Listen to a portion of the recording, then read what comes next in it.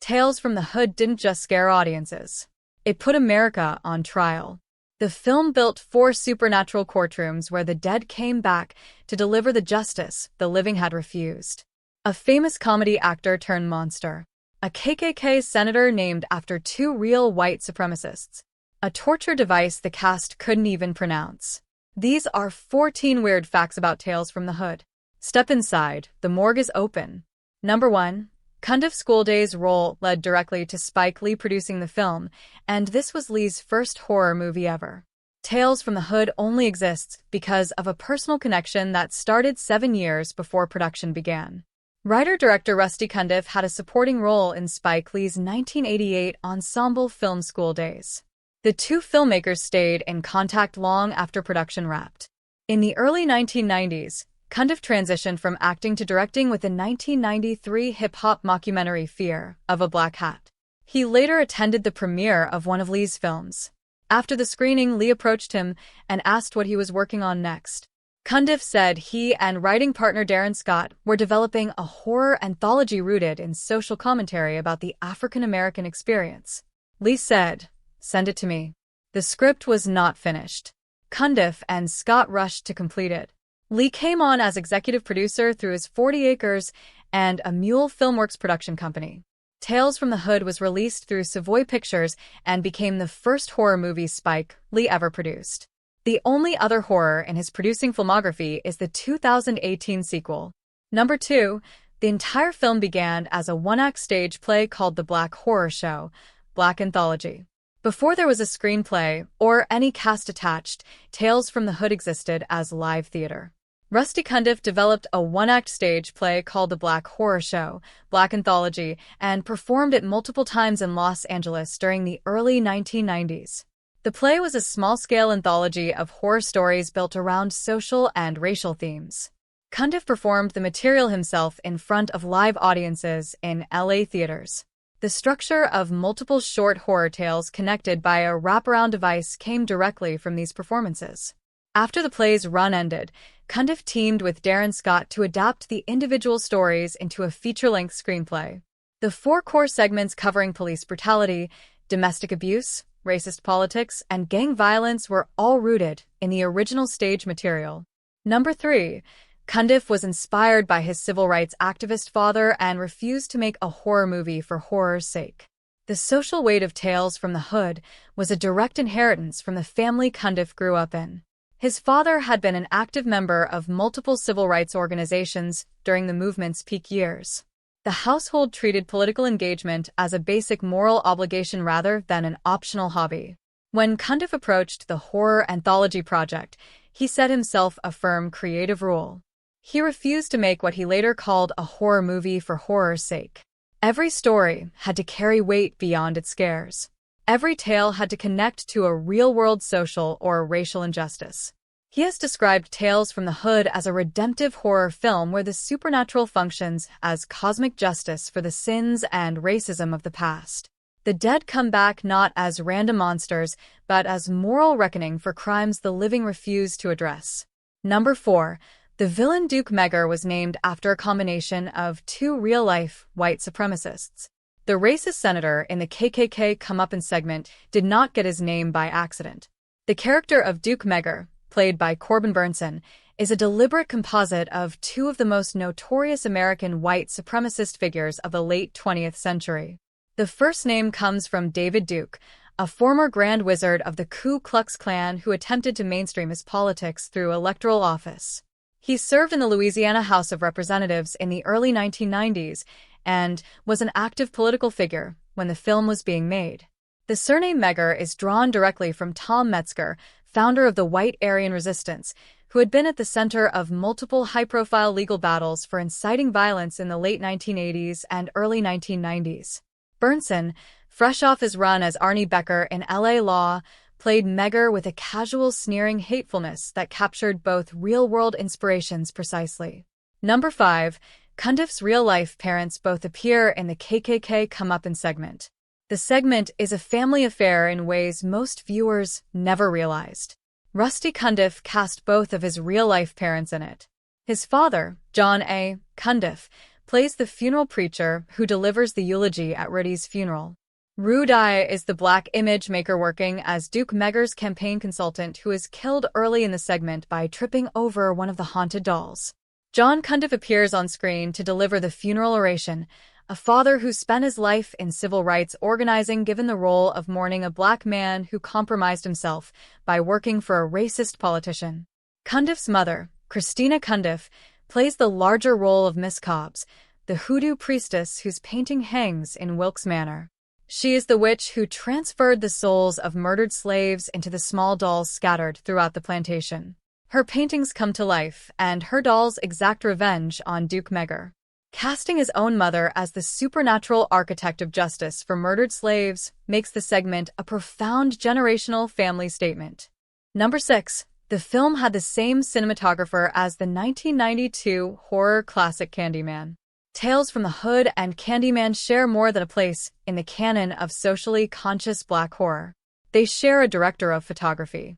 Anthony B. Richmond shot both films 3 years apart. He had photographed Candyman for director Bernard Rose in 1992, a critical and commercial success that established a new template for horror through the African-American urban experience. When Cundieff began production on Tales from the Hood, Richmond was brought on as cinematographer. The shadowy interiors, slow tracking shots, and moody lighting throughout all 4 segments, and the wraparound mortuary scenes come from the same eye that defined Candyman's look just 3 years earlier. 2 of the most important black horror films of the decade were photographed by the same person. Number 7. David Alan Grier was cast against type as the abusive monster Carl because Rusty Cundieff wanted audiences to be shocked. The Boys Do Get Bruised segment required an actor capable of delivering one of the most disturbing performances in the entire film. Carl Johnson is a violent stepfather who terrorizes a young boy and his mother. The role demanded menace usually reserved for hard-edged dramatic actors. Cundieff cast David Alan Grier instead. Grier was at the height of his comedy career as a regular on the Fox sketch show In Living Color. Audiences knew him as the funny guy, not a threat. The casting was entirely deliberate. Cundieff wanted viewers shocked by watching a beloved comedy actor commit on-screen domestic violence. He also knew Grier had Shakespearean training and could carry the dramatic weight. During an early test screening, the audience reportedly laughed when Carl's belt-beating scene began. The laughter faded as the violence continued. Cundieff has said he believed that laughter was a defense mechanism audiences reached for before the reality of what they were watching set in. Number 8. The famous doll attack ending of KKK Comeuppance was a complete reshoot after test audiences rejected the original ending. The climax of KKK Comeuppance is one of the most iconic sequences in 1990s horror. Corbin Burnson's racist politician is attacked and devoured by a horde of haunted slave dolls inside his own plantation house. The stop-motion sequence is unforgettable, but it was not in the original cut. The original ending was far more ambiguous. People entered the house and found Burnson hung from above, leaving viewers to wonder whether the dolls had killed him or whether he had been driven mad. The production could not initially afford the elaborate stop-motion sequence Cundieff had envisioned. Test audiences rejected the ambiguous version entirely. Cundieff went back into production and brought in the Kyoto brothers, the practical effects team behind Killer Clowns from Outer Space. They built the stop-motion doll attack as a reshoot. Cundieff later said he preferred stop-motion to CGI for what he called things that should not be moving but somehow are. Number 9. The hardcore convert torture device was nicknamed the torture table because nobody on set could pronounce its real name. The final segment features protagonist Crazy K strapped into a sci-fi rehabilitation device resembling the Ludovico Technique chair from Stanley Kubrick's A Clockwork Orange. The device forces Crazy K to watch a montage of violence intercut with historical footage of racial atrocities. In the original screenplay, the device had a formal scientific name, the Euro Psycho Modulator. It was written into the script as the official on-set terminology. The cast and crew could not pronounce it and eventually stopped trying. They started calling it the torture table. The nickname stuck for the entire production. Cast used it on set. Crew used it in their notes. The real name appears only in the script and the credits. Number 10. Rogue Cop Revelation was directly inspired by the Rodney King beating and scored to Billie Holiday's Strange Fruit. The opening segment was not subtle about its real-world inspiration. Rogue Cop Revelation follows 3 white police officers who beat and kill a black city councilman during a traffic stop, then plant evidence to frame him as a drug user. The story drew directly from the Rodney King beating of March 1991, for years before the film's release. The King video had become the most widely circulated piece of police brutality footage in American history. The acquittal of 4 officers involved ignited the 1992 Los Angeles riots. By the time Tales from the Hood went into production, the King beating was a defining shared reference for Black audiences nationwide. Cundieff pushed the historical weight further. The murder of Councilman Martin Morehouse was scored to Billie Holiday's 1939 protest song Strange Fruit, whose lyrics described the lynching of Black men in the American South. Cundieff placed the song over contemporary police violence to draw an unbroken line between Jim Crow-era lynchings and the police murders of the 1990s. Number 11. The soundtrack reached number 1 on the Billboard R&B and hip-hop albums chart and was more commercially successful than the film itself. Tales from the Hood released its soundtrack on May 9, 1995 through MCA Records, roughly 2 weeks before the film hit theaters. Music supervisor Larry Robinson assembled exclusive new tracks from the biggest names in mid-1990s hip-hop. Wu-Tang Clan opened the album with a track performed solo by Inspectah Deck. Old Dirty Bastard contributed Gravediggers. The horrorcore supergroup Gravediggers featuring RZA and Prince Paul delivered From the Darkness. Spice One anchored the project with Born to Die. The album also featured MC8, Scarface of the Ghetto Boys, The Click, and Domino. The soundtrack reached number 16 on the Billboard 200 and climbed to number 1 on the top R&B and hip-hop albums chart the week of June 10, 1995. The lead single performed by Domino and Chill peaked at number 8 on the Billboard Hot Rap Singles chart. The soundtrack was certified gold. While the film posted modest numbers, the soundtrack sat at number 1 on R&B charts and moved through Black radio stations across the country. Number 12. The killer dolls from KKK comeuppance were later reused in the 2004 satire Team America: World Police. The haunted slave dolls were built by the Kyoto brothers, the same team behind the killer alien clowns in 1988's Killer Clowns from Outer Space. The Chiodos built the Tales from the Hood dolls from scratch for the 1995 reshoot and stored them in their workshop after production ended. 9 years later, they were brought on to design and operate the puppets for Team America: World Police, Trey Parker's 2004 political satire built around marionette puppets in the style of 1960s British supermarionation television. Some of the actual dolls from the KKK comeuppance segment were repurposed for Team America. The wooden figures built to represent the souls of murdered slaves attacking a racist senator in 1995 reappeared as background puppets in a satirical comedy about American foreign policy 9 years later. Number 13. Joe Torre, Paula Jai Parker, and Rusty Cundieff all reunited 2 years later in the 1997 romantic comedy Sprung alongside Tisha Campbell. 3 of the most prominent actors from Tales from the Hood came back together in Cundieff's next feature. The 1997 romantic comedy Sprung brought back nearly half the original Tales cast in completely different roles. Cundieff and Darren Scott had built a tight working ensemble and wanted to carry it into their follow-up. Joe Torre, who played Gangbang Stack in the wraparound mortuary scenes, returned as Clyde, a flamboyant womanizer pretending to be wealthy.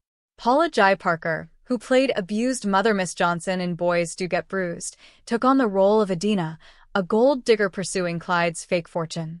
Cundieff himself, who had played concerned school teacher Richard Garvey in Boys Do Get Bruised, returned to direct and starred as Montel, the lead romantic interest. Tisha Campbell joined as Brandy, the law clerk Montel falls for.